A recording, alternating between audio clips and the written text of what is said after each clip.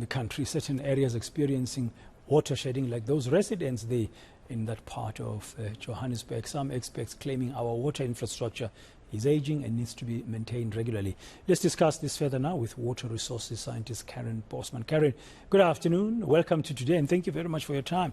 Yeah, I mean, we've been talking about these water problems for a long time now.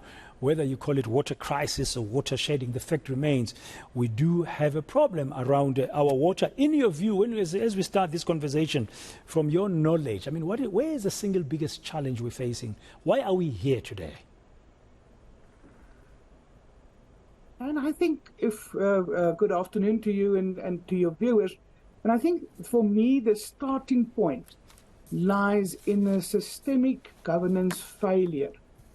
If one looks at, and we are all very happy that the Springboks won their game last night, what got the Springboks to win the game, to succeed, was a system that's in place from the lowest level up to eventual success.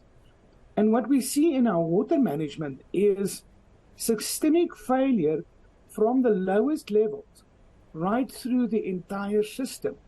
I often tell people that, you know, water management lies in everything. You can't just blame the person who operates the sewage works, who operates the water purification plant, because it starts from bottom up, from the person working as a secretary in procurement, who needs to understand the urgency of signing a piece of paper to get a purchase order to buy a pipe or a pump, all the way to the municipal manager and mayor and councillors who need to allocate priority and allocate budget for planned maintenance. Now, I've just seen on formerly known as Twitter X, that the city of Joburg gave out another notice that says, here we have planned maintenance in these areas, but in these areas, unplanned maintenance.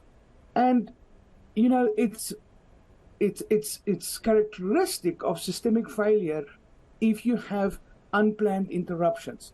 You should have systems in place. Now, what I can also add to this, and I hear I've been without water for a couple of days in the city of Tshwane as well. One cannot be without water for anything more than 3 days, because how do you flush your toilets? How do you cook food? So one must have some kind of mechanism in place.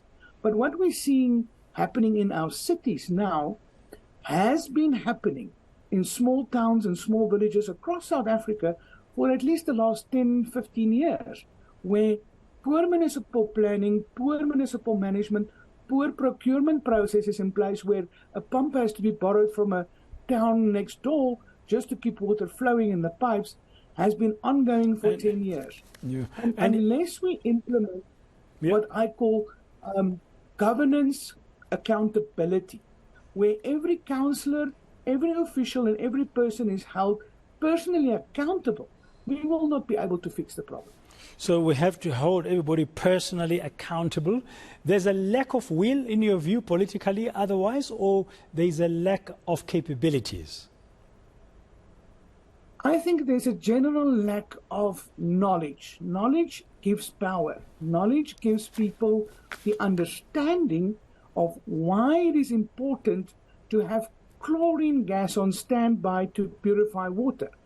And if you're a woman working in procurement who gets this paper across your table, and if you're not trying to understand why chlorine gas is important, you're not going to give priority to it. You're not going to order flowers for the municipal mayoral ball than order the chlorine gas, which is critically important. Yeah. So knowledge is an issue. Yeah. So you say knowledge is an issue. Education.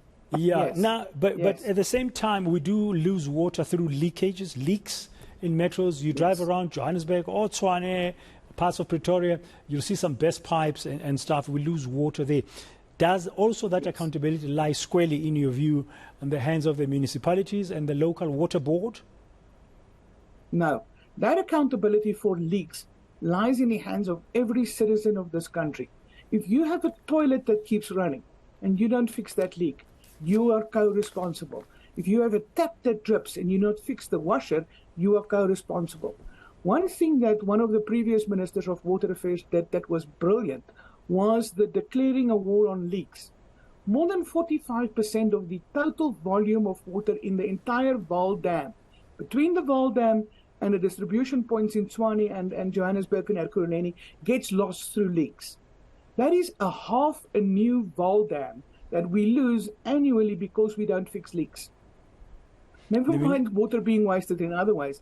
If we can just bring in a new level of artisanships, and there's a lot of unemployment in the country. If we can upskill people and give them basic plumbing skills, basic skills to help people to fix leaking pipes, leaking taps, and then the bigger things, bigger pipelines and so on, we will already address 30% of the problem. But it's low-hanging fruit, and we need to start picking it.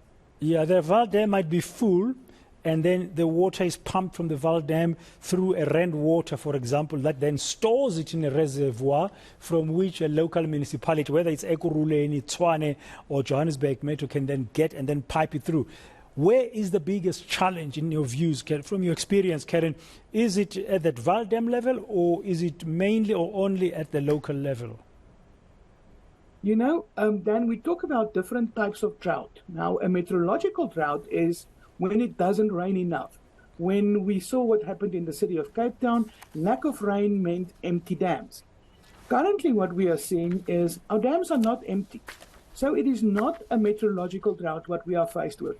It is what is referred to as an institutional drought or a socio-economic drought, where there's water everywhere, but the system that is in place to bring water from the Vaal Dam to the people in their houses in Ward 58 in Johannesburg has failed along the way.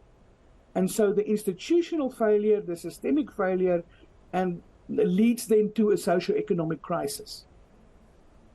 Thank you very much for your explanations and time this afternoon here on Today. That's Carin Bosman. She's a water resources scientist and a fellow of the Water Institute of Southern Africa.